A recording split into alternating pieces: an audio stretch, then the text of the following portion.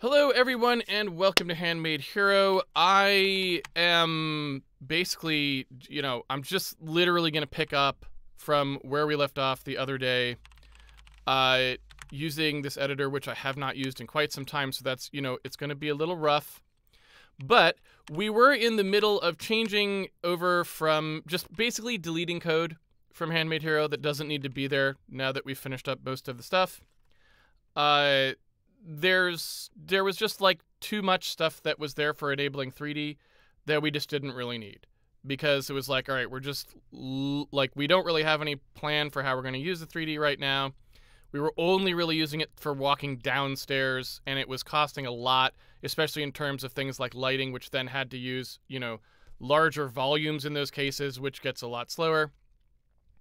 So we basically said, all right, let's just pull that stuff out and simplify everything and just leave it with 2D for everything. And so now it's just basically a process of pulling out those sections, right? And so previously what we had here in the way that this worked is we have these world blocks, and they used to have a third component here, right, which was the chunk Z. So basically the world was broken up into these pieces, X, Y, Z addressable pieces, and they're not really, that Z just wasn't necessary anymore. And so, like, we didn't fix this to do, but basically that, X, Y chunks. And then we still do store a 3D offset of things because we need to be able to talk about positions in the world that do have 3D, because the game does work in 3D. We just don't process the world as if it's stacked in 3D. And again, the reason for that is just we never really made much use of that, and it costs a lot to have that extra ability, because in terms of doing things like lighting, it just costs a lot, because you have to then use a lot more. You have to consider a lot more things at once, and for stuff that's combinatorial like lighting, it just becomes a lot more expensive. So anyway, what we ended up with here is that these world chunks, you can see how they're stored. We simplify those down, so there's just now X and Y. So this means now whenever we talk about entities getting stored in the world, they're stored as chunks, and the chunks have the offsets in them. And then we want to go ahead and make it so that when we unpack these entities, because we do want to be able to pack entities down to be more concise, when we unpack these entities into the working set, we wanted to simplify how that worked as well, because now that doesn't need to maybe have so much specificity to it either, because if it's just 2D, we can remove, and we're staying fairly grid-based in terms of like where people can move and all that sort of stuff. We just don't need the complexity that was in there, so we're just trying to kind of pull that out. Now, obviously, it's never quite as clean. If you pull out stuff from a system made to do one thing, it's never going to be quite as clean from doing that as if you knew all that ahead of time, because you probably will miss some things that could be simplified that you don't realize they can be simplified now, because, that was the existing structure. But it's still a good idea to do, because you can simplify quite a bit. And so that's what we were doing here. And I do think there's also some other pretty useful things we can do, because we have this concept of a region that we're going to simulate. And if you look at how the region simulation worked, when you did this sim region thing, you would end up with the stuff that was unpacked in there. We many times had a to-do that we haven't done yet, which was like for things like collision detection or whatever, we would say things like, we would like a spatial partition here. And one of the things that we should probably now take advantage of, because there's not a lot of reason not to, is if you look at the way this is starting to line up, if you imagine the world positions with the chunk XY, if we just preserve those world position concepts, the chunk concept, into the unpack, that would be a ready-made partition, right? In other words, we're already storing the world in chunks that are geographic, right? They're basically, or geometric, either way, your choice. Same meaning in this case. Based on the location in the world, things are clustered together. All of the entities that share this as their closest chunk point are stored in this chunk. What that means is if we just preserved that structure when we do the unpack, we should be able to just say, well, that's our spatial partition, right? There's not really any need for us to do anything more complicated than that. Furthermore, it's not immediately obvious to me that we even need to do this stuff anymore. Like, we may be able to simplify this whole thing down completely, because if we happen to know that we just expand or contract chunks based on when they are needed, we could just stop using sim regions altogether. And instead, what we could do is just say, well, whenever we compute updates by sweeping over unpacked entity blocks that we create in order to access entities in this particular chunk. And then we wouldn't really, like, we just think of chunks as being compressed or uncompressed. And if you wanted to go access the things in a chunk, you just decompress them first. And that's it, right? So I think, at least in theory, I think that would allow us to potentially just stop doing this entire concept.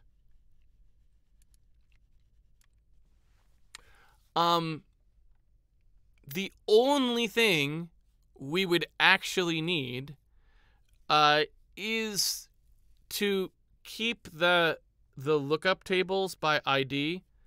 We would need to keep those lookup tables fresh when we we would just need to say, hey, if you want a particular entity, we would need to remember the lookup table for ones that had been uncompressed or something, right? That is like mostly it. So another way to say it is 99% of the things we do are spatial. There are things like collision detection, or can I walk a square forward or hop a square forward in this case. That sort of thing. Or like if we're going to do lighting, we gather all of the things in the box. Like if we create the bounds for like, here's what we're going to light, and then we gather all the things that overlap those bounds, right? Those are all geometric queries that just basically say like, look, I need to query this set of geometry. Off we go. And the only time that we ever need to do anything other than that is when we're trying to talk about a specific entity for some other reason. And I'll give you 3 examples. There might be more, but there are 3 examples in there currently, just so you understand what I mean. Example number 1 is when I have something like this controller, like the keyboard or this, gamepad or something. I need to say input from this controls this entity or something like that, right? I need to record that matchup. Now, maybe I can change that. Maybe that could be fixed somehow and just you do it in the reverse or who knows what. So put that one aside for now. Thing number 2, which can't really, is the camera. I need to be able to say the camera is focusing on the player's entity, right? So I need this ID that says, oh, I need to go find where is that entity, right? And that's not a spatial query because I have no idea where that entity might be. I mean, think about the case where, for example, you step on a teleporter pad and you teleport to some totally other place. Well, the camera needs to know that, right? So that one's like a lot harder, right? It's like, well, I mean, maybe we would do something like special case teleportation so the camera knows to always look like nearby to where it was before or something like that, right? I don't know. But you can see why that's a much harder thing to replace with a purely geometric query. You could, but it's definitely tricky. It's definitely a little more delicate. And then finally, we have things like, okay, what if there's multiple entities that all belong to the same logical group, and we want to talk about them together?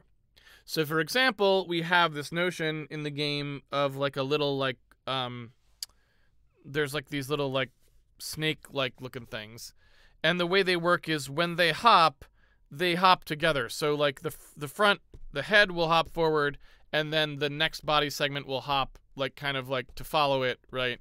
And so it moves like a snake through the environment. You know, presumably we're going to have a bunch of stuff like that, multi-segment creatures. And the question is, how do you represent those? Well, right now we're representing them by making each of those things a separate entity, which we kind of want to do because we probably want to be able to do stuff like you shoot them and they break an individual one, or each one has a separate amount of damage. It seems like the right thing to do to make them be separate entities. One's on fire, one's not, you know, that kind of thing, right? And so the problem is, how do you talk about that? How do you say that this entity and these other entities are related if you can't refer to the entities by name because it's not necessarily spatial? Now, again, we could try to turn it into a spatial query by saying, well, look in your local neighborhood for these things. And if you find them, then you do, and if you don't, then you don't. I mean, we could, right? We could.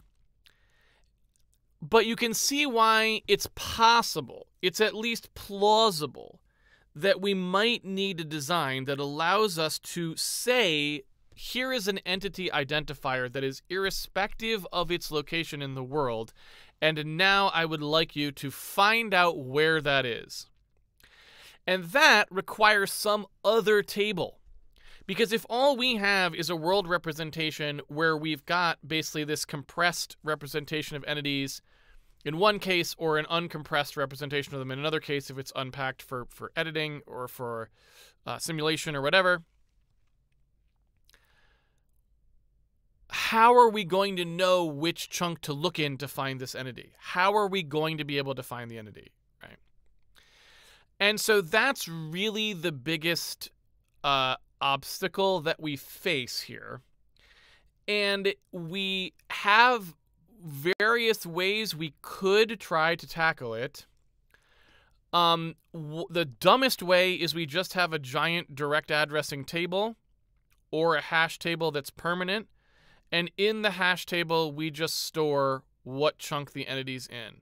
And whenever the entity changes chunks, we update the table that point to it. Now, the problem with that is it does make us use a lot of memory potentially.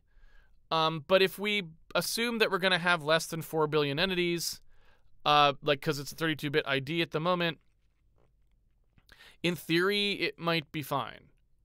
Like, it might just be fine. It depends how big, right? It depends how big it gets. Another thing we could do is we could only keep track of entities that are currently in some region, right?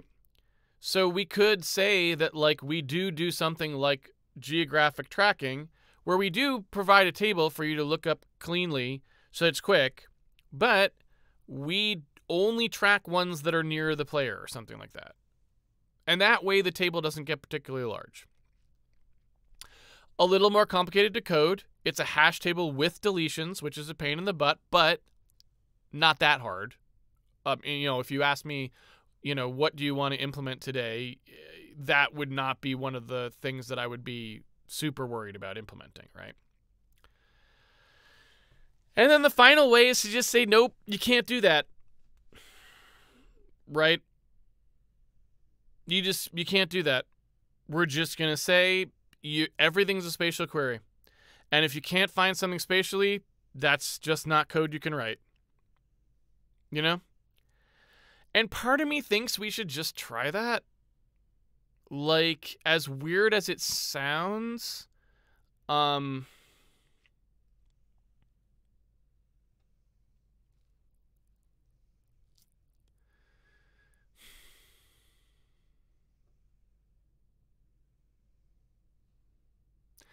I mean, it's not the dumbest idea in the world, I guess is what I'm trying to say.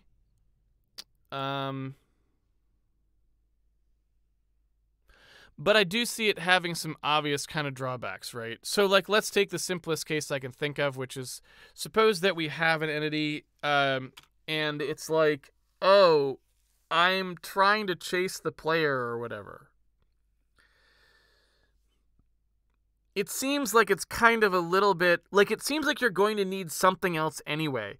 Because if you had 20 enemies on screen, and they all have to do spatial queries over, like, the whole screen to see where the player is, that just seems like a massively bad idea. It's like almost like an n-squared kind of thing, right? So it seems like you're going to have to do something where you do pre-pass, where you at least do things where you only do one pass to determine things like that. I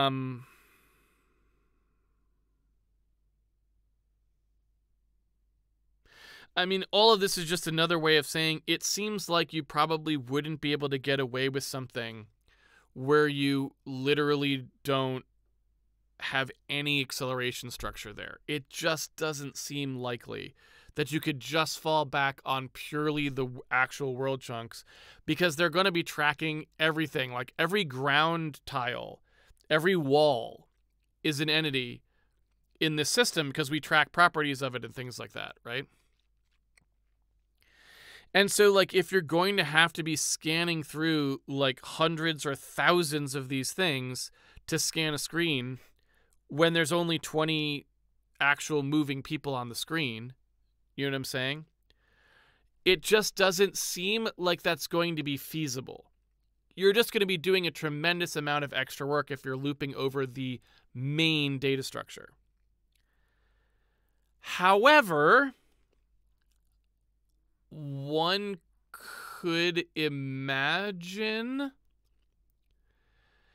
changing the definition of the entity blocks to be stored separately. Like, I could believe that we could segregate the entity blocks into two halves, like moving entities and static entities or something, that you would then just loop over the one you wanted.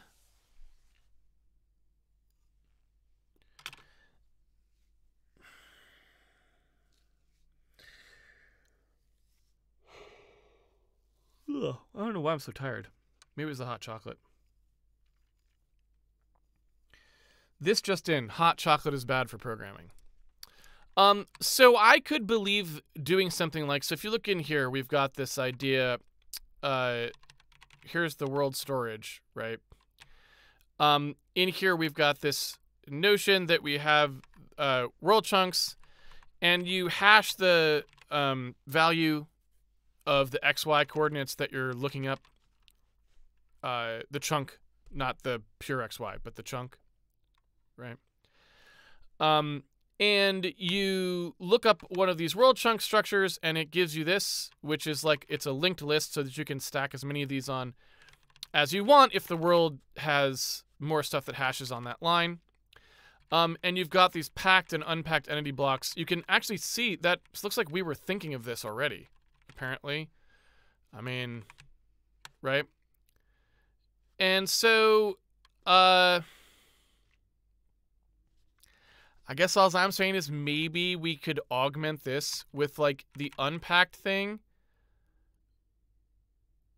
If that actually stored a separate, or we always made it so that when we unpack the, we keep like a little table here of movable entities or something like that, or in here there's like a separate way to look so you know which entities are movable, or if you can skip this block, or maybe we, you know, something.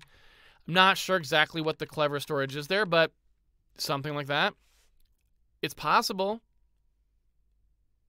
right?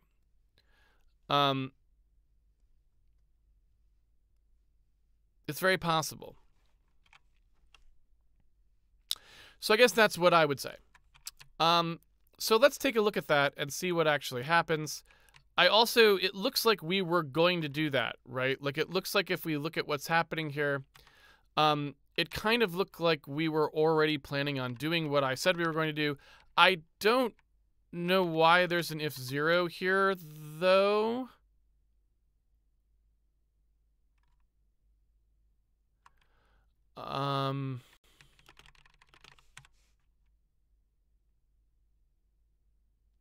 So it's just because entity is undefined. That was the only reason. Like, the order of declarations of these two things in that way that C is kind of dumb just doesn't allow us to do that. So basically, like, it's because in this list of includes, the entity stuff comes, I guess, too late, right? Like, you know, it needs to be like that, and then presumably that wouldn't work because this now has some other dependency, right? It's the stupid thing that it's just because C is kind of annoying and bad, right? But not really any other reason. So let's take a look. Entity has brain slot in it, so brain should probably come before entity. This is just stuff that no programmer should ever have to do, but it's just because C++ is stupid. But all right, I think that's it. Like, just that little bit of reorg, and now we're fine. So you can see here we were already thinking about this previously, and I do think that maybe that's the way it should go. So I'm probably going to try that. And then what we'll do is we'll just have it so that you iterate over chunks, and you do all of your ops on chunks that way, and off you go.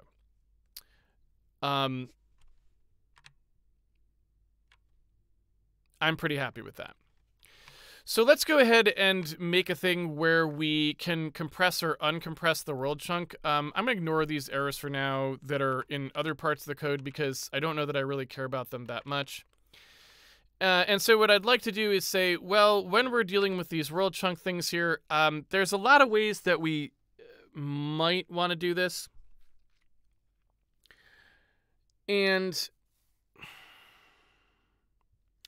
I would say that the biggest problem that we're going to have, like the biggest thing that will make this a little bit delicate, is that if we want to be able to pack entities to save space in the future so that we can keep things more compact, which we don't have to do up front. We could have everything just be unpacked up front. So we never even have to write this code if it turns out that we decide never to do really giant worlds. But let's suppose we do that. Then what ends up happening in the system is that we don't want people holding entity pointers outside of some kind of controlled area where we know that we have them unpacked. Because the problem that you're going to see is someone's going to hold a pointer to an unpacked entity, and then they're going to try to operate on that entity, and it's going to be bad. So what we want to do, because it's been packed away, right?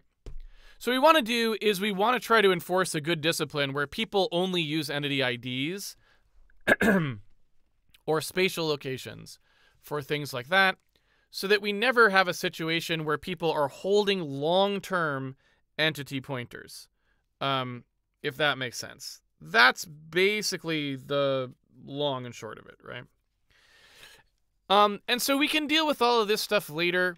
I'll slap a to-do in here, which is like probably need to track access patterns here so we know what to unpack to repack for lack of use, right? So we're probably going to want to keep things here like, did we touch this thing in a while? Like, have we done anything that actually requires this chunk to be unpacked? Because later that's what we're going to want to do, right? Okay, and so in here we've got the sort of notion of picking up these things and from the world and so on. We have a little bit of recycling that goes on with world chunks here, and there's like a ticket mutex for this, which I don't actually know why we enforced that, but I assume it's because we wanted some multi-threading, like we wanted multiple, excuse me, we wanted multiple threads to be accessing the world at the same time.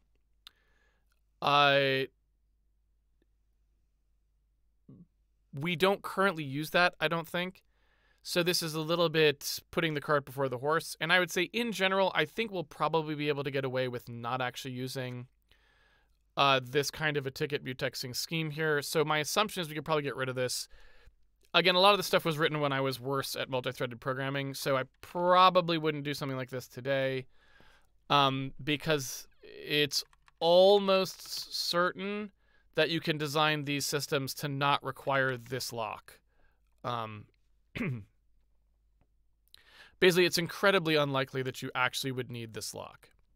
Maybe you need some kind of a... Like, what you probably need is some kind of a single thread cleanup pass to, like, take a bunch of stuff done by other threads and merge, maybe. You might need something like that for a couple cases with, like, managing free lists for stuff like this. But on the whole, you would not probably do this. You wouldn't take a mutex on every usage and free of chunk space. You just... It's not what you would do.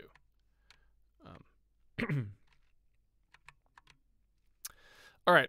So anyway, here is our ensure region is unpacked, and you can see that it gives basically a range. So it's like between here and here, everything needs to be unpacked, right? Now, this code is also not super good. Like, you probably don't want this either. Probably this kind of code should go on the outside. And let me explain a little bit about that. Just a lot of Handmade Hero stuff is old at this point, right? And it doesn't reflect ways that I would program things in a modern setting. So if you look at what this code is doing, it's basically saying, hey, why don't you pass in the region that you're going to operate on now, or that you're searching or whatever, and I'll go through and make sure it's unpacked for you. The reason this is not particularly good is because it implies that we are going to do a bunch of work to unpack entities by going across this whole set. And then, presumably, someone else is going to go do something. The problem is, if we're going to unpack a chunk, we should then try to update the entities in that chunk right then, because that's when that unpack will be in the L1 cache, right? If I just unpacked 16 entities in this chunk, now is the time to loop over them because they're hot. If instead I go through the entire screen unpacking all of those chunks, there's a good chance that I blew past 32K worth of entities and other things. And now my L1 cache is shot, right? So what you would rather do is you'd rather have an iterator that you make so that everyone can share it and you don't have to write it every time. But just a very simple little iterator that's just like, I'm going to do a world update thing now. Let me loop over these entities in the order they occur in these blocks, and I'll put the code that I'm going to use to update them right here so that it always goes unpack 16, update 16, unpack 16, update 16. Not unpack 16, unpack 16, unpack 16, unpack 16, blah, blah, blah, blah, blah, blah, blah, right? Then update 16, update 16, update 16, blah, blah, blah, blah, blah. Because one is cache friendly and one is not, and there's not a lot of reason why we can't do the cache friendly version. Does that make sense to everybody, what I'm saying here?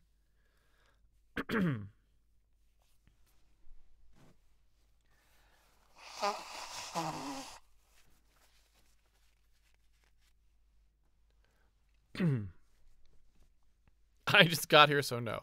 Well, that's fair.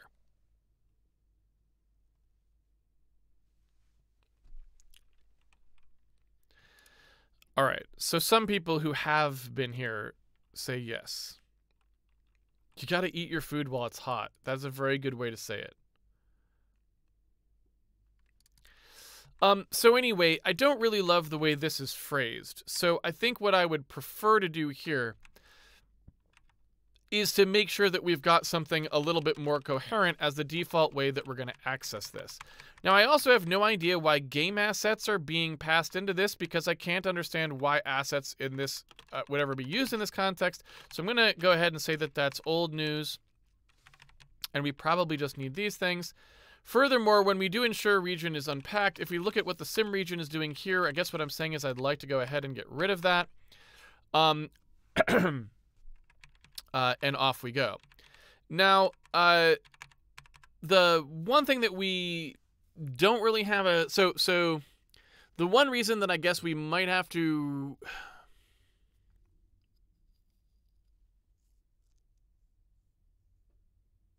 I mean, I think I'm just going to go ahead and call it here and say let's not do this. Previously, we had everything stored around the sim region origin. And I think what I'd probably say is let's just get rid of that. So everyone just stores their world position now, and you just go ahead, or they store their position relative to the world chunk, and before you do any actual ops on them, you just add that world chunk relative location in, right? And that way we just get rid of sim regions entirely, and everything is really like much cleaner, right? Less fuss. So in general, what we would say here is the new way that this thing would look, and if we, go out here and we say, okay, how are we going to iterate over this? We imagine something that's going to be like, hey, struct world chunk iterator, and I'm going to have in it a world position that is like the min chunk p, and the world position that's like the max chunk p, and then the cur chunk p or something like that. And this could be simplified down. This is more information than we really need. In fact, because we know these are 2D, we could really just use a rectangle 2 for this and say like the region bounds or the bounds, right? And then we would just have one thing that's like where we're at in it, right? Because a world position is too much information. It stores like this offset, but we're not actually ever going to use that in the iteration because we're just iterating over like chunks. So you would pass in 2 world positions and we would just go like, okay, the bounds of that are this, so here's the iteration that you're going to do. And so mostly it would just be something that looks like this. World chunk iterator, like iterate chunks. And you would say, here's the min chunk p, here's the max chunk p. And I guess we would kind of just like assume that the max chunk p is included. I mean, the other way to do it is max chunk p is not included. And I don't know what people really expect here. We'll keep whatever the old paradigm was just to avoid surprises while we're making these changes. Let's see. So it's included.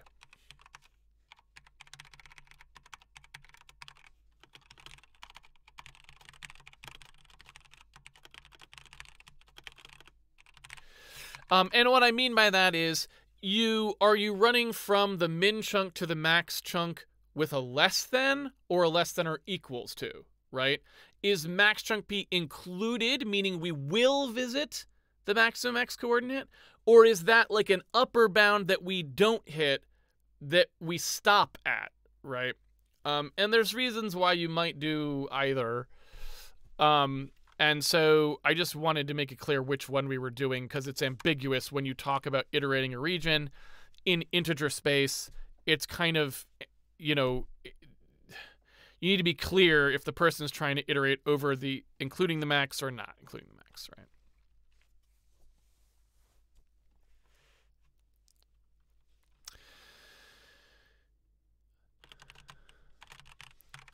Let's complete our iterator.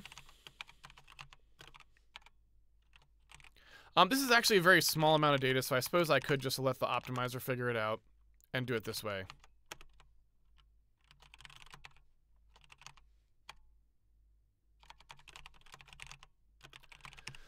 But another way to do it, because it is a little larger, is you could pass an address here. And that's really just about whether you want to tell the, whether you want the optimizer to have to do it or whether you're going to do it, but it doesn't matter. It's not going to really affect us, and if it did, we would fix it. So what we would do here is we'd sort of call iterate chunks. We'd iterate over the chunks. We'd call is valid on the iterator till, as the stop condition. And we'd call next in each loop to like advance to the next one. And that would just give us this for I loop set here.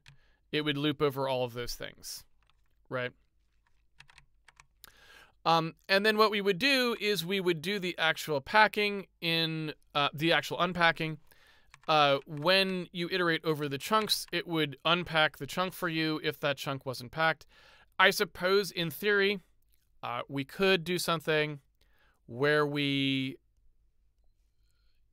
don't do that, where you manually do that. And I suppose that makes sense. So, like, sure. What we would say there is something like, because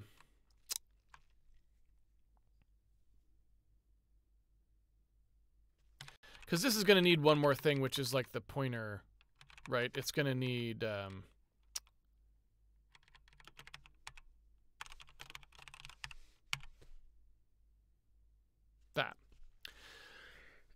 And so what we could do here is we could make it so that you actually just do the call, like, so you call what you actually want.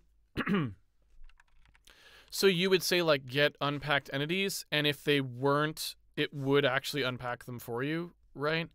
So we could do that, and then the iterator doesn't do it automatically in case someone wants to do an iteration where it doesn't unpack, which seems good. Maybe. Let's say.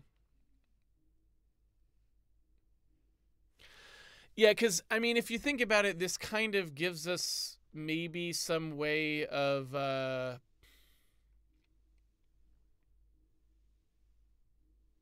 I don't know. So I don't know that that's really useful, but I'm going to leave it that way because it seems like why not? It's a very little extra work in that regard, so it seems fine. I'm just going to say that's fine.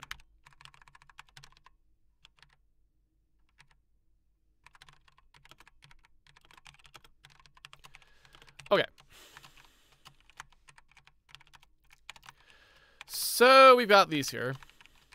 And you can kind of see like roughly how this would work.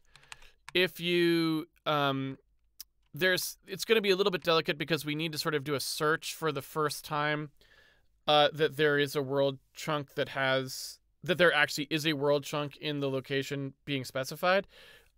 So in other words, this is a much simpler thing to write if there's always world chunks, but in this case there aren't always world chunks. You may have passed in a world position that there are no world chunks in, right? So I'll write it the simple way first, and then we'll have to modify it slightly to make sure that search will complete. Now, obviously I got to add, I didn't add for some reason here, the world pointer, and that should probably be in both of these, like so. And that's just because that's the thing that has the table in it. Otherwise, we're not gonna be able to get any of these world chunks. The is valid call, because we happen to be iterating a pointer, is going to be quite simple. The result there is just is the chunk not equal to 0. Right? That's all we need to check. Very straightforward. The world chunk iterator for this, where we move to the next chunk, and the iterate chunks are going to have to share, basically, a call in common. And this is why I say it gets a little bit more complicated. So normally what would happen is when we go to do the next one, we would just say, well, the iterator that we're going to produce here, we start with the current state, and then we say, well, the P value is going to move 1 forward in X. And then we're just going to check to see, well, is that X that we advanced, is that greater than whatever the bounds were? And I don't remember what this particular type is. It's just min and max. Did we exceed the current maximum X value with that step?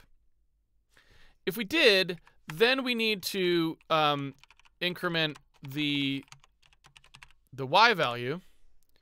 And we need to see here, when we increment the y value, I mean, in addition to, obviously we have to also reset the x value back to the beginning, because we're going in typewriter style, right? When we advance the y forward, we may now be in a state where we're off of the, where we've gone outside the bounds.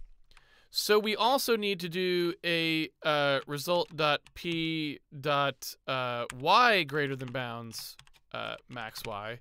And if it is, then, you know, we got to do something special here. We could, now that I think about it, make that be just our valid case.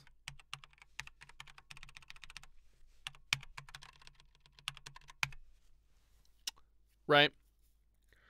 Like, we could do result py greater than bounds max y.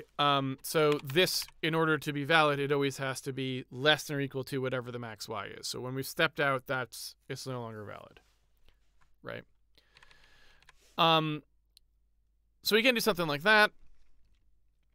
But now we're about to get to the problem. So if we were just doing one where we always stepped in order, then all you would really have to do here is say, oh, okay, we just need a little preamble, which is like, hey, whenever you step to the next one, you would just say the result chunk equals result chunk next in hash. Is that what that field is called? The thing that just changed them together, yeah. Next in hash.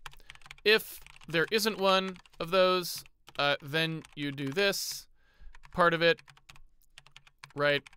And then when you're all done, you would just say that we're going to get the first chunk in that area that matches, right? Oh, wait, that's a lie.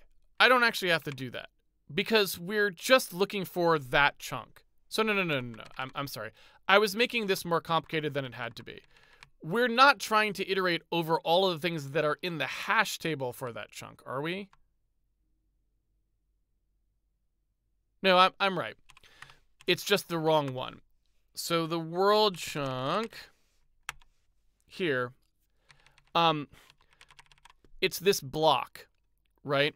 So if we wanted to iterate over the blocks, which is kind of what I was thinking in my head, that's the thing we actually need the pointer for. Where did my, there it is. I kind of had it mixed up. So right, so what we want to do is say, okay, when we're on a particular block, we need to iterate over all of the blocks because there may be many of them for a single world chunk, right? And so we need to be able to advance through all of those first, and only when we've exhausted all of the blocks for a particular world chunk do we move on to the next one, if that makes sense. However,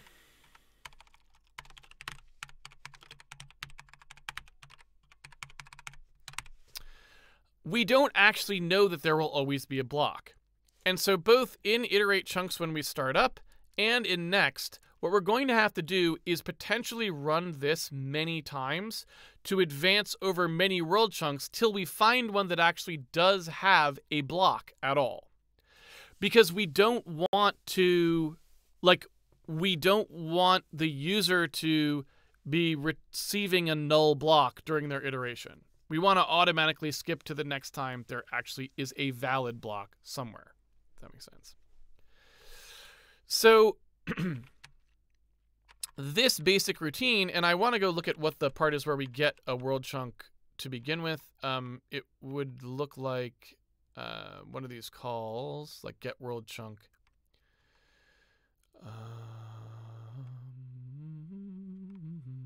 Here. This thing. And it looks like it's just get world chunk internal, basically. Right? So we're just calling get world chunk internal. We've got to do better hash function, which is, as you know, all that's required. You never actually have to implement a better hash function. You just put that to do, and then it's fine. So we want to do this where we would basically just call get world chunk internal with the two parameters, result px, result py. And that would be all we would need to do if we actually knew that there was always a block. But the problem is this is sometimes going to come back null. So right here on this line, result block will be null. And so what we actually need is a more sophisticated thing that keeps doing the iteration until it finds one. And what I was trying to say before is the same code is going to have to happen here. Because normally we would do something like this. We would take the px and the py, and we would set them to whatever the heck these values are, chunk x and chunk y, like that, right? And then we would say, okay, your thing is now ready to go, right? Off you go. And it would be nice and simple. But the problem is, again, there might be nothing there. And we need to advance to the first one where there is something there. So what we want to do is basically make one piece of code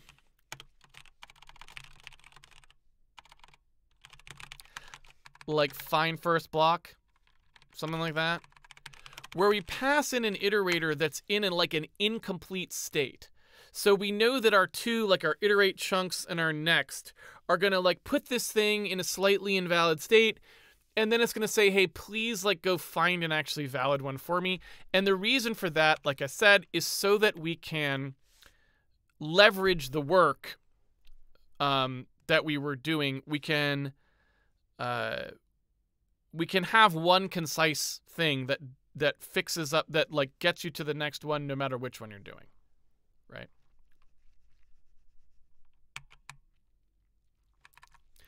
All right, so in this case, I should probably finish what this thing needs for its bounds and stuff like that, though, as well. Like, you've got this thing here, which is like bounds.min and result. Well, actually, just it's a rectangle, so I can do rect min max, and I can put in here the min chunk p chunk x,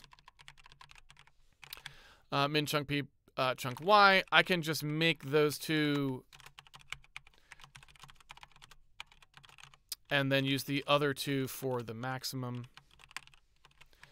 And that's all we need to make the initial bounds. And then I can also just reuse that for initializing the start P. And then essentially what I'm going to do is defer this result block to here, so I can say like find first block, you know, from the place where you are right now. So I'm going to pass the world pointer and the iterator that needs fixing here, like so. And I think the way this will work is it will first try to see if it can get the world chunk, right? And then it'll do something probably like while iter block, you know, or you know, we could actually do something like this. You set the iter block to be a thing that you get, and then you say, well, if there is one, great. Otherwise, like, do some kind of search procedure. Something like that. We'll see. We could also say in here, maybe we do this. Which might save us a little bit of effort as well. Let's find out. And then basically what I want here is I want all of this logic where we advance the pointer. I kind of want all of that to be in here as well, right? And maybe it turns out that I can't quite write this exactly this way, and we actually need some slightly different ordering to allow next to work out properly. But we'll see. Okay, so in fact, what we could, you know, because we could do a thing where we get it here, and then we do a thing where we say, like, if it's not a valid block, then find first, and it does it's almost like you just call next, right? Like, I'm trying to think if that's the easiest way to do it, where you just call next at that point. That might be better.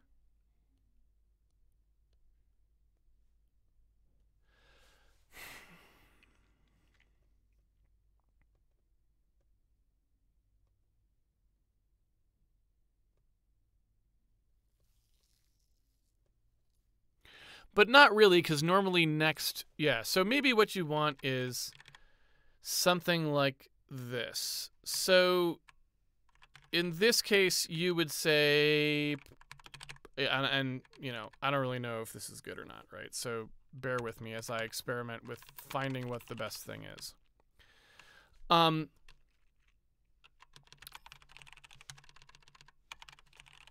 So that would be the normal initialization code, and then I would say, like, if we somehow didn't get a block, then we do, like, advance to next valid block, right? Or next valid chunk, maybe would be the better term for that. And then we do the same thing here.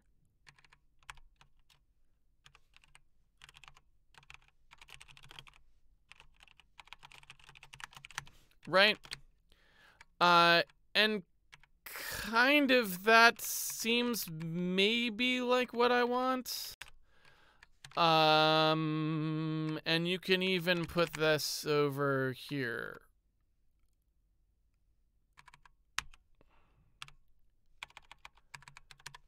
Right, so you could do...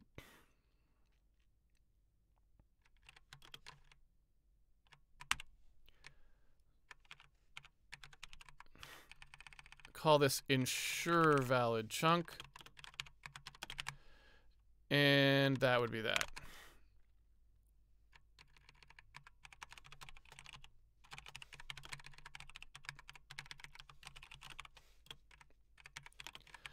All right, so basically, when you call next, you just advance the block pointer by 1, and you call ensure valid chunk in case you ran out, and then on startup, you initialize it to the first one, and if that's, you know, that would be checked for null as well, and so on.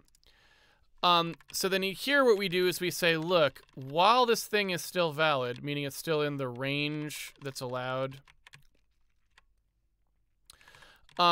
we would say...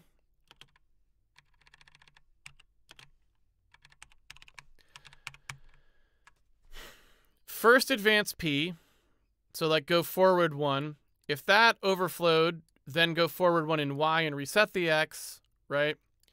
And you could probably even get rid of this while is valid here by just saying, like, okay, we're going to do this immediately, and we just do an if is valid here after the advance and break out of it. So if we then find that this is valid, right, then that's fine. Or sorry, if it's not valid, then we're done. And in fact, we could even do that here, right? So we'd say if it's not valid, we leave. Otherwise, we get the block.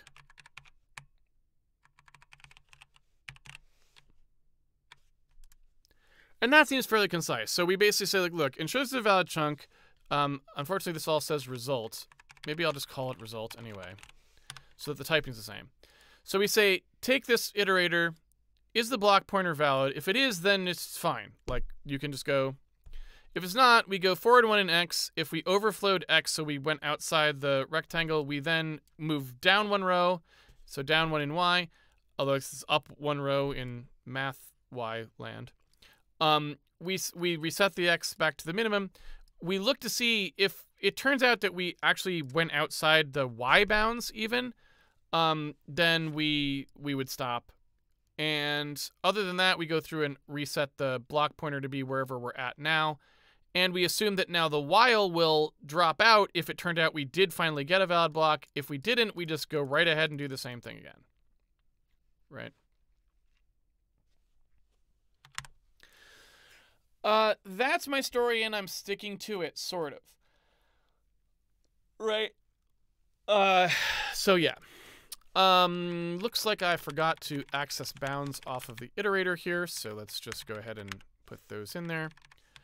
Oops, I meant result.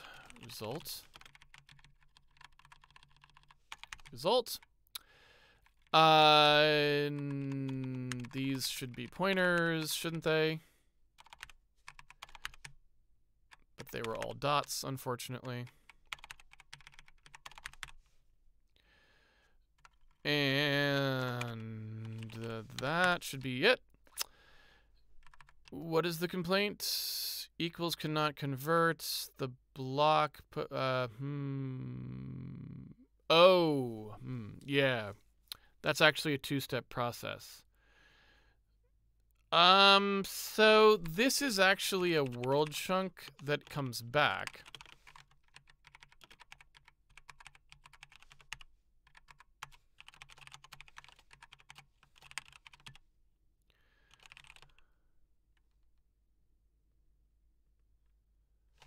What is this called here? First block. And in our case, it's going to be an unpacked entity block, not a packed entity block, right?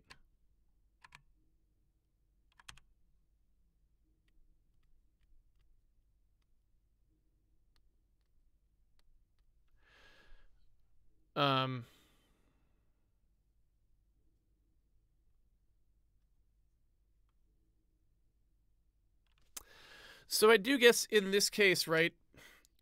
So I've kind of got two choices here. Either I make this iterator require you to iterate over the things yourself, meaning I would get rid of the complexity that we just inserted there where it actually does the next for you, which is a nice convenience feature, so I would like that. But the problem is it has to now do the decompress for you, which you might not have wanted.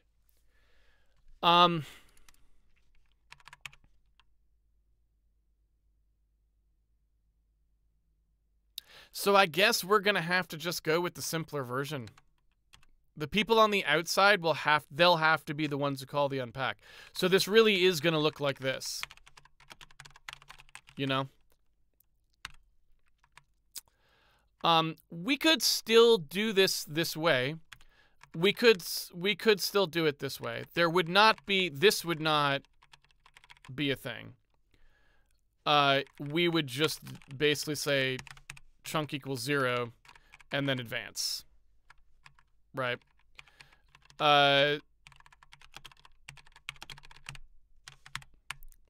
So that's just what it would be. So you'd iterate over the thing. You would say, while we don't have a valid chunk here, we just advance till we do. And that's it, really.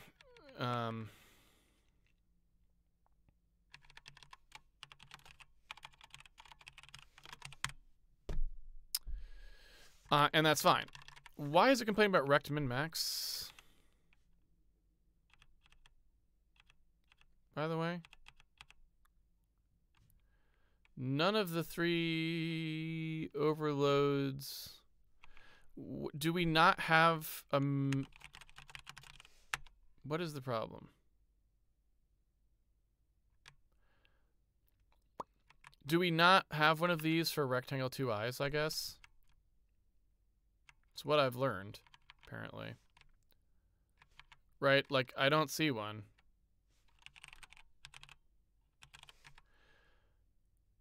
We do have one that doesn't take, like, I mean, we have one that takes it raw, which I guess is fine in this case. Anyway.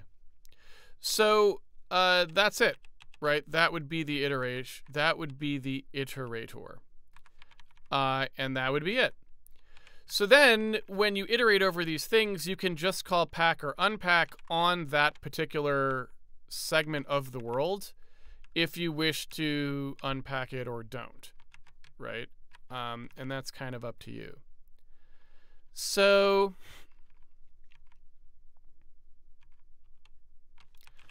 I think that's fine.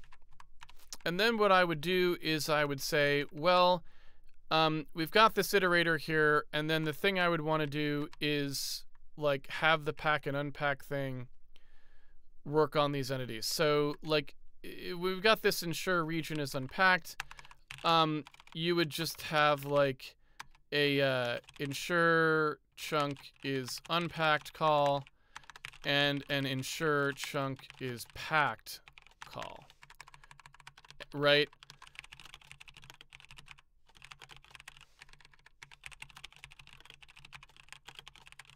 Like so. And in the ensure chunk is packed call, you would do like this thing.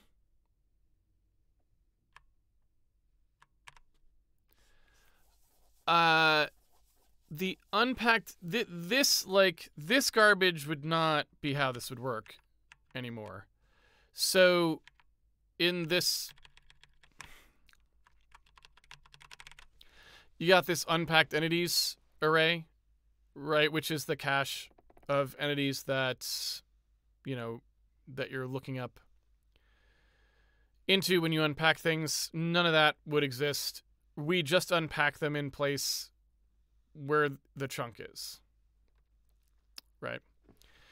So at best, what we would do here is we would have a lookup table for unpacked entities if we decide to do that, which we may not, and I'm not, 100% sure whether we actually need that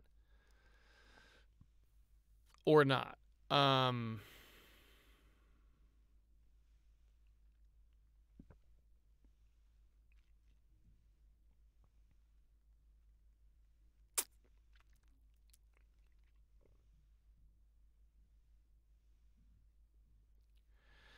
So I really just don't know.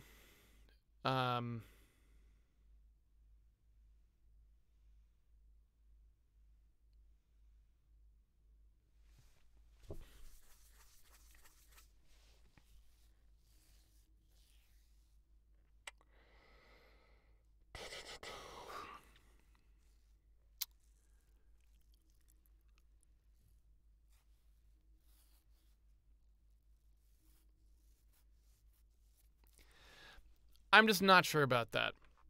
What I would say is for now, we can probably safely just get rid of all of these because we're just not going to probably want anything close enough to what's happening right now to care, right? So my suspicion is basically that you would not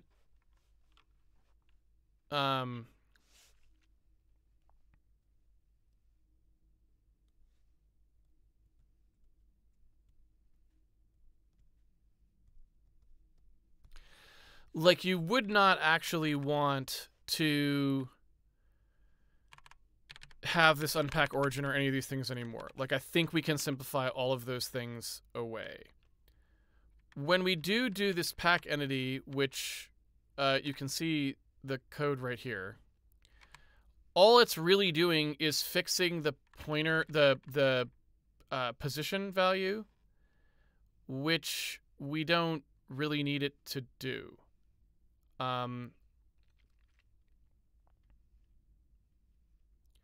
So I think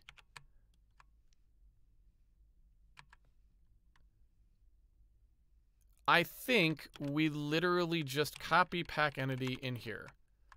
We say ensure chunk is packed is going to literally just loop over all of the things, and it's going to do this.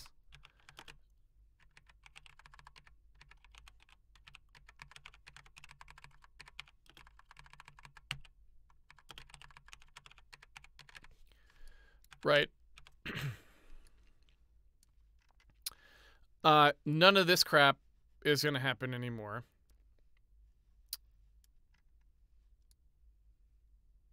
Register entity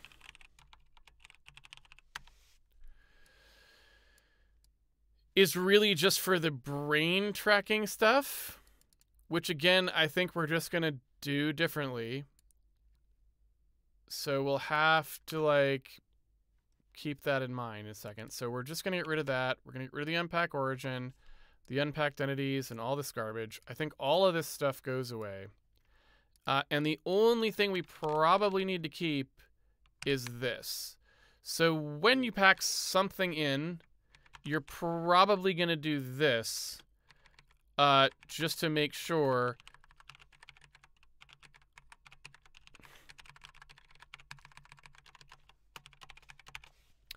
If something got deleted, we don't need to save it, right? So that just gets rid of entities that have been removed from the system during the packing phase, right? So I think that's kind of it.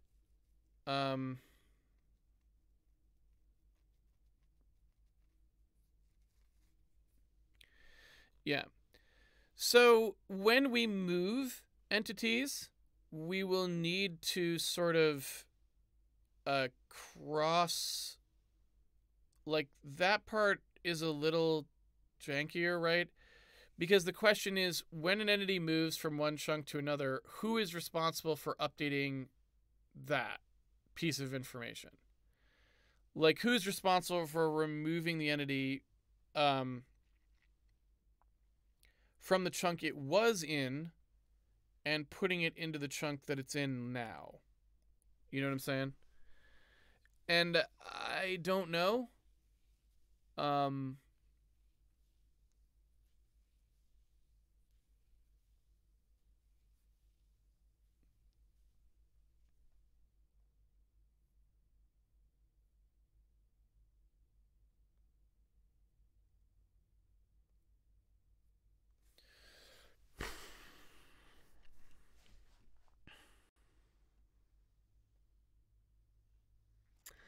I'm kind of leaning towards the fact that we probably just literally move the entity during the move call. When the entity moves, we move it to the new chunk if it crossed the boundary, if it's now closer to the new chunk. And I know that sounds a little crazy, but I think that's probably what you want to do. The other alternative is that you don't move it and you wait till the thing gets repacked. But the reason that I don't like that is because it implies we have to repack entities like every frame in order to have them update where they are in their spatial bound. So I think that's very bad.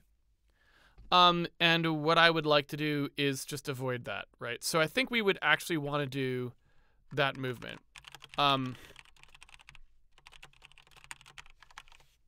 So I think we'd want to like move entity to new chunk or something like that, right? Where we talk about an entity and say, we've got this particular entity. It was in chunk X and it's now moving to chunk Y or whatever. That kind of thing. It probably doesn't quite look like that, but it's like we now know that it crossed over, right? And so we would want to, while we're iterating over entities and we're moving them in that way, I assume we want to just do that right there. Now, maybe we don't. Like, maybe we want to just defer that till at the end. But if we do want to defer it to the end, then we're going to need some way of knowing which ones, because you don't probably want to loop over all the entities for no reason. Like, you already just looped over them, so you would want to track which ones are going to move. So I assume you just move it? It will depend on if we ever want to multi-thread our entity update, which we probably don't need to, but like if you did, you would have to think a little harder about this. Right now, we don't really need to do that, and probably never will, because we don't have enough entities that would make a lot of sense. But again, it's kind of hard to say. So it'd be something like this, where you'd be like, all right, move entity to new position or something like that.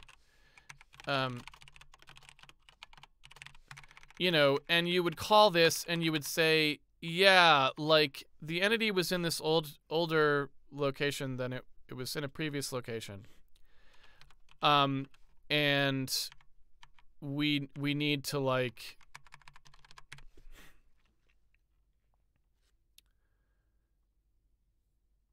we need to move it to some new place that it is. Probably we would say something like the entity index. Like what we actually iterated over. Or something like that. And this would be the call that yanks it out of one of these and pushes it into another one of them. And that way everything's always stored like spatially local all the time. And whenever something crosses a boundary, we move it into a new chunk so that it's always spatially local, like always. I think that's a little bit better.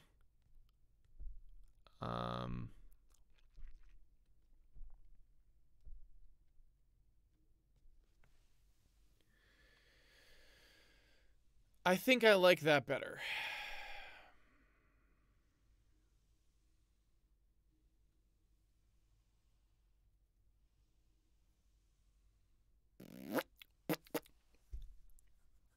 All right. So anyway, I think that's what we're looking for here. And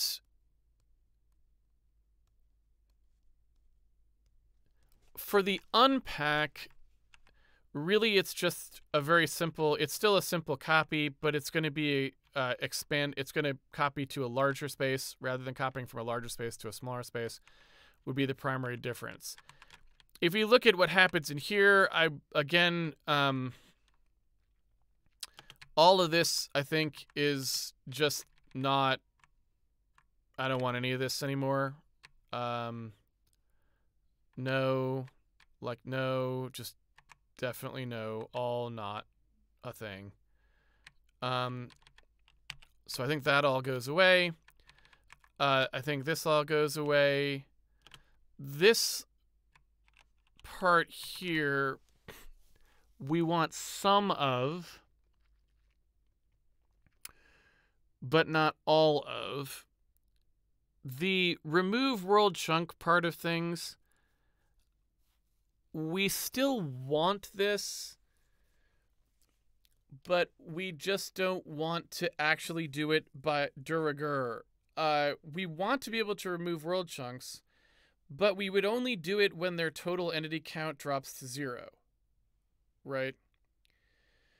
Which can only happen when you have unpacked the entities in a world chunk, and then you delete them all so that you end up with none left.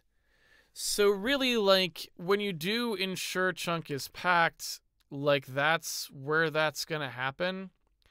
And we may not ever actually want to remove world chunks entirely. Like, it may be that we leave the world chunk there, but we just set the storage size to 0, right? So remove world chunk may just not be a thing anymore. And we may just say that we're going to leave those, even if we deleted everything from there, we're going to leave it in, because there's not a lot of reason not to do that. And also, I don't know if it ever would really happen, because that would require just completely destructible geometry where you deleted everything. Like the player went to an area and somehow destroyed all of the entities in that area, including like the ground, right? And I don't really know what that means in this game. So it seems unlikely that that's, and even if they did, they would have to do that a lot, so much so that we actually care about removing the world chunk entry for that location. That just seems like really far-fetched. So I would just say just leave those world chunks there, and they just won't have anything in them. They'll just be empty. But it's not going to cause a problem, right? If the user themselves was creating the environment, then maybe you would care about cleaning up old chunks if they constantly were doing things like creating new areas, removing them, creating it. Then maybe you want that. But for now, I think we don't care. So I'm going to say get rid of all of that. This is gone.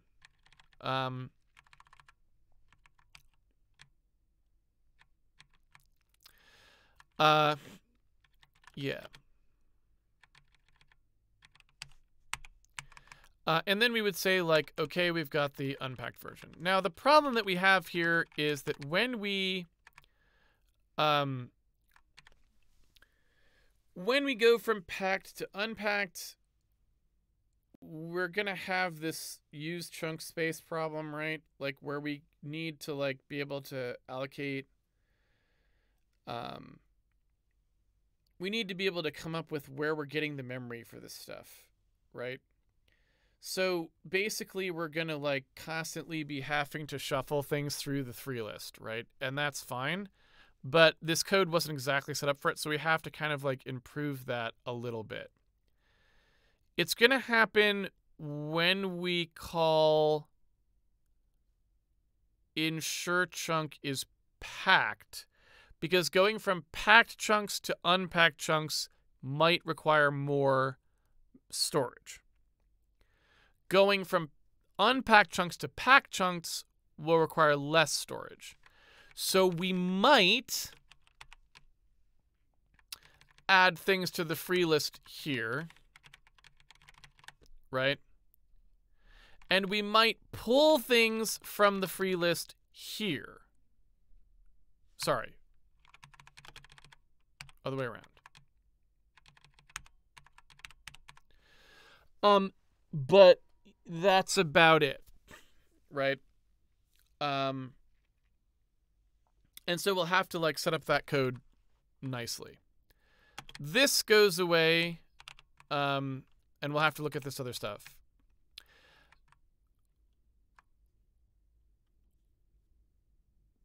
I think all of this code goes away. We don't need any of this. This is just goodbye.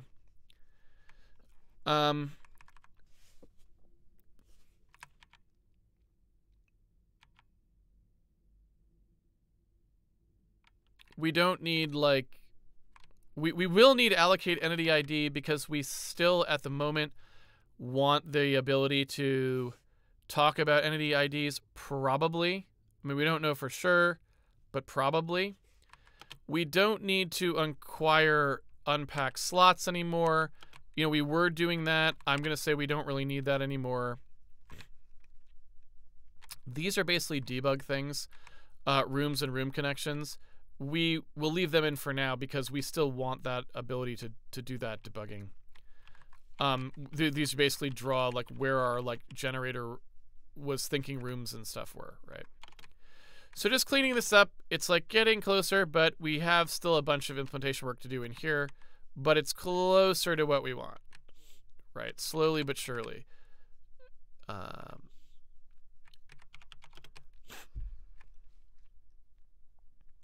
Now get world chunk bounds is a little confusing because again, there's no chunk Z anymore. So really we'd have to look and see who is using that. Is anyone using that? No one's using it. So that goes away.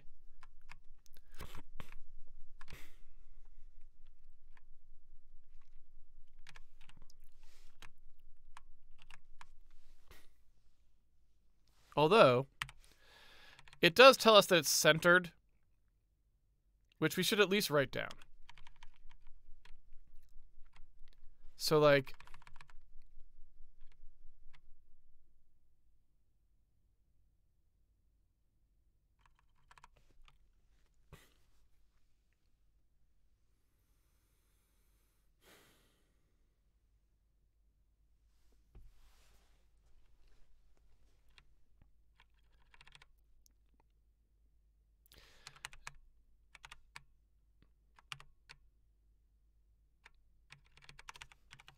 so I'm going to write it down here.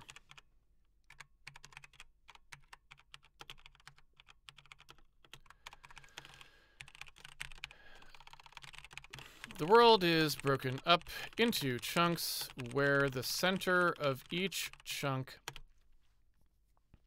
is the point considered to correspond to that chunk.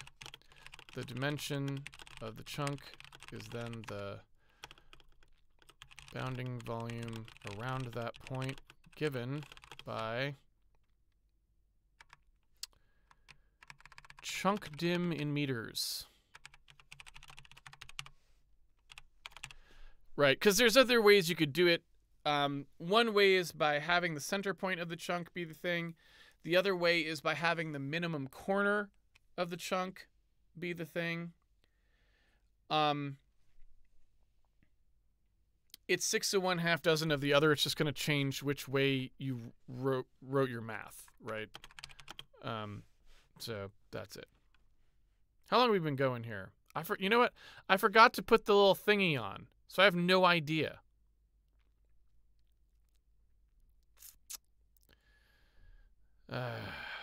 Where's the thing? 1 hour 55. All right, let me do a little more here. Let me just make sure I'm right about this. I don't actually know what time it is. Yeah, because I want to get dinner sometime soon. I like where this is going though, so I was kind of invested in it. That's all. So yeah, like just trying to get rid of a bunch of these things. Max sim region entity count, you know, that's gonna go away.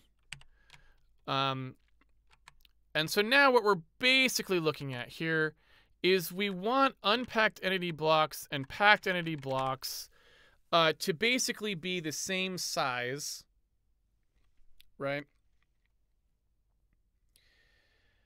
And, you know, that this is not a very good way to do that. Probably what we want now that we're going to have these things be the same size is what you would do is you would say union,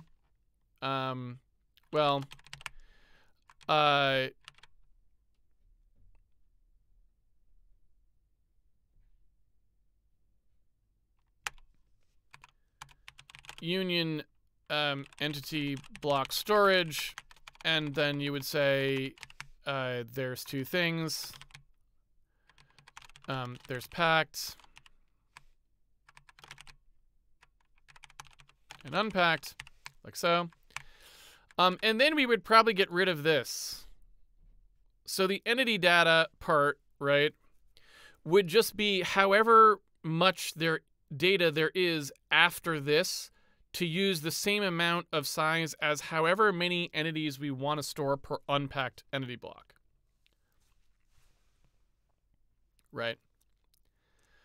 That'd be my guess about how we would do that.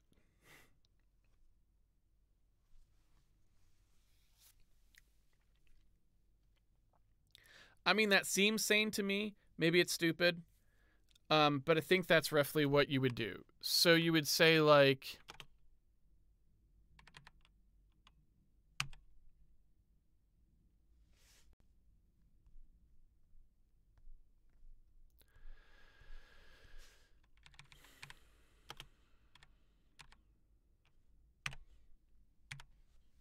right?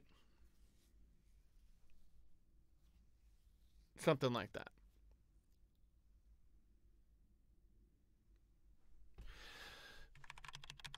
And that seems fine. I mean, right?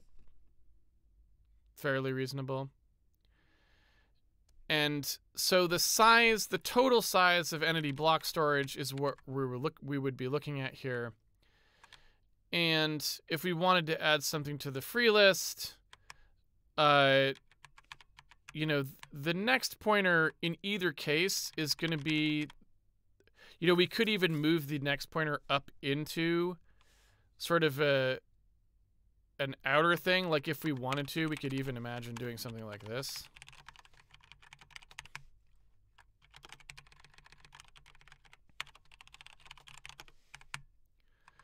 Which maybe is too much, right?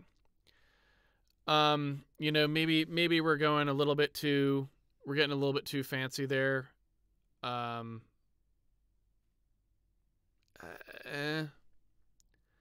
mean, are we? I'm not sure. It's possible that we're getting too fancy. But yeah, if you look at what's going on there, we're like, okay, we got packed entity blocks, unpacked entity blocks. We're going to go from packed to unpacked and back. We're going to keep this in sort of a little rolling storage here. And what we're going to do is just expand and contract that storage as necessary based on whether anyone's actually trying to do anything with this area of the world, this particular section. That seems fine. So then you would basically say, well, we loop over this entity block storage, and we look at whichever one of these two we're looking at. You know, it's all right. The reason I don't love it, though, and I think I want to leave it the other way, is it just invites some type errors there. Because most of the time, you want all your code looking at one or the other of these, and if you start having code looking at entity block storage, which it would have to do if that's where the next pointer was, it just kind of ends up being a little bit squinky. Right?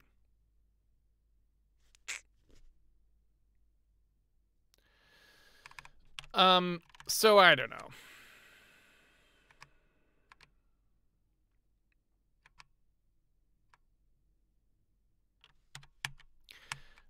But point being, that's the deal. That's what we're talking about. So we would have these packed entity blocks, these unpacked entity blocks. The other way we could do it is just to assert that they're the same size. But this seems easier because this automatically calculates the size for us at compilation time, so that if we change the size of the entity struct, it just works. So I think that's just better. And so that's what I'm doing. All of this crap goes away. Goodbye. We may still want a null entity. That may be a thing. We may also need some other stuff here, which we can talk about later. But what is happening? I hear a puss. I hear a puss fussing in the other room. If the computer suddenly gets shut off, you know what happened. Yeah. So anyway, back to our story. So I think what we really want to do is simplify it down to this. And then when you pack or unpack, we pull off the free store to basically pack into things or unpack into things. And so like when we do ensure chunk is unpacked, what we're basically doing is we're going to say, okay, we're going to loop over the blocks, probably more like this. So we would say, all right, while this chunk that we've been handed has a, what is it called? And let's call this first packed. So we have first packed and first unpacked.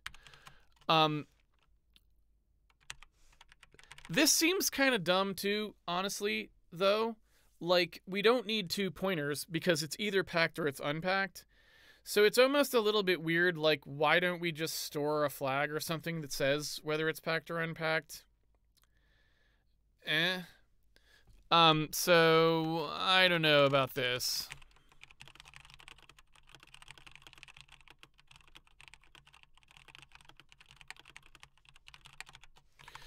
So maybe we do want that union. I don't know. But for now, we'll leave it the way it is.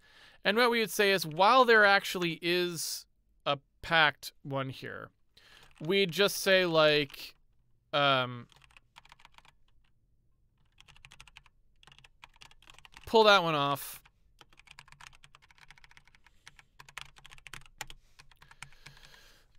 So pull off the first packed block and advance that pointer so it's pointing to the next one now. Then what we would do is get a unpacked block, right? So we'd say,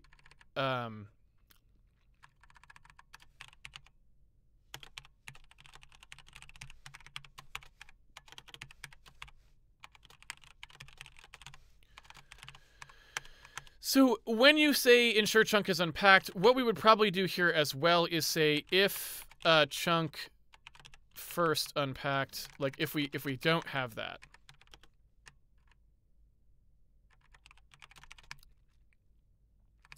And in here we would want to do an assert that if we don't have a first unpacked, or rather, I guess we assert down at the bottom, sorry. We would say if we do have a first unpacked, then assert that we don't have a first packed, right? Because we should only ever have one or the other. There should never be a time when you've got packed and unpacked existing in the same chunk other than just during this one routine where we're converting between the two, right? That's just kind of baseline. So we go first unpacked, and then we want to do some nonsense here. So what we would do is say the last thing we unpacked is whatever the root pointer basically is here, which is, you know, a null pointer, but we're just snapping a reference, a pointer to the pointer so that we can chain these along. We then go, okay, while the chunk first packed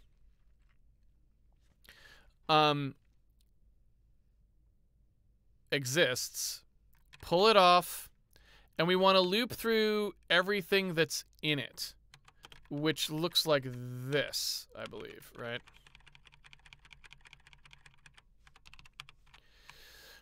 So we loop until we hit the, and maybe we can call these packed, just to be clearer. So it's not like, so that things are not all called blocked, block, or whatever. Because they're both blocks.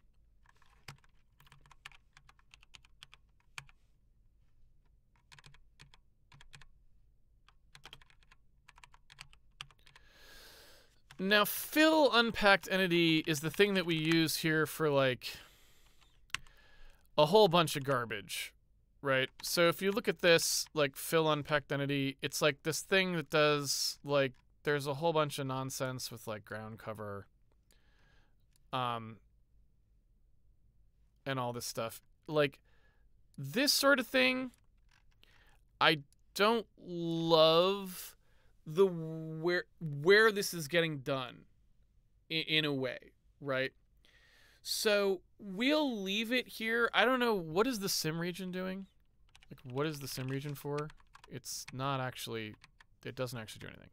So, right, like in here,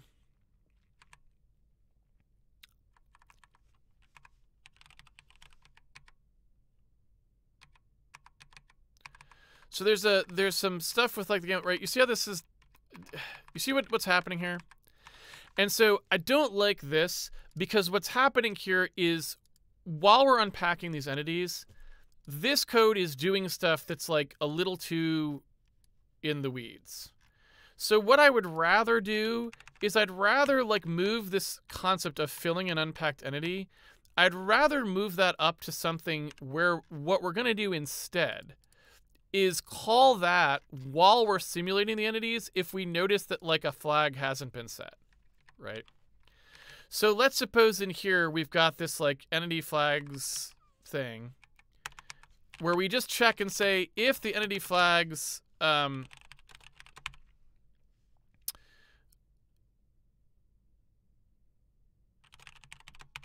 like doesn't have a thing ORed in for, like, filled, right? So if this entity's flags doesn't have that filled flag set, right? Like, if it's not marked as filled, then we need to refill it. You know what I'm saying? And we just do that during the processing of the entity. Why? Because, again, like, I don't really feel like the game assets need to get passed down to, like, the world unpacking routine, like, to call this random. You know, if you get too crazy with, like, who's doing what when, it becomes hard to, like, optimize and simplify these things because everything's all, like, calling each other in weird ways. So what I would rather do here is make it so that while we're actually doing the real bulk of the work, right? That's when we would do this. So when we unpack an entity, what we would do is unpack the entity and then kill, like, that. We've got the dest pointer here, which is, I guess, did I delete where we're setting that? Yeah, there. So this actually needs to be set to something, right? So that's going to get set to the thing we're unpacking into.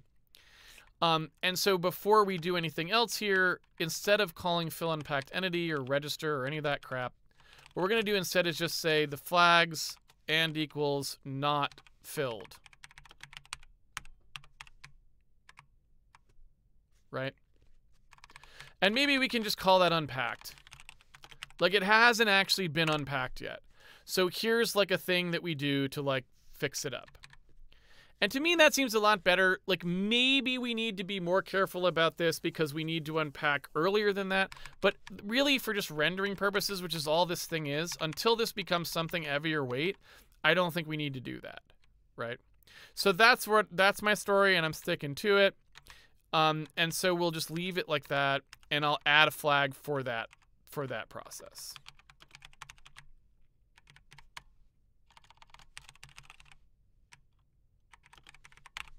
Lovely. So that's better. I'm just like better with that, right? All right. So I probably need to go do dinner soon, but it sounds like John has started raiding. So maybe what we do is we end our streaming now and we send everyone over to John, and then we'll pick this up next week, where we'll finish out this world structure. And this is nice. I kind of like where this is going, so I'll be happy with this, and I'd like to keep on keeping on. So let's do that. Now that I know there's a good home, I can send you all to a good home. Thank you, everyone, for joining me. Also, if you don't already know, which everyone does, but I'll just mention it, our holiday sale's still running. So if you want 25% off any of our stuff, you can get it. Best place for this is actually probably just on the YouTube channel. The video that was there just now for the holiday sale for 25% off everything. You can watch this guy, and it's got, everything on there, and the links are all here. So you just put holiday 2022 if you want anything like Handmade Hero source code, Yeah, the Infinite graphic novels, movie club, anything through December 25th, you can get 25% off. So if you want that, you can just go look at the top video there. I can also post this into the thing, but it's basically just like if you go anywhere, it's just like holiday 2022 at checkout. That's it. And that's good at handmadehero.org, meowtheinfinite.com. And you can also use the direct link to mollymovieclub.com holiday 2022. So you can do all of that, and it all will just work. All right. Thanks, everyone, for joining me. I will now send you over to Jonathan Blow, who is streaming. Thanks for joining me, everyone.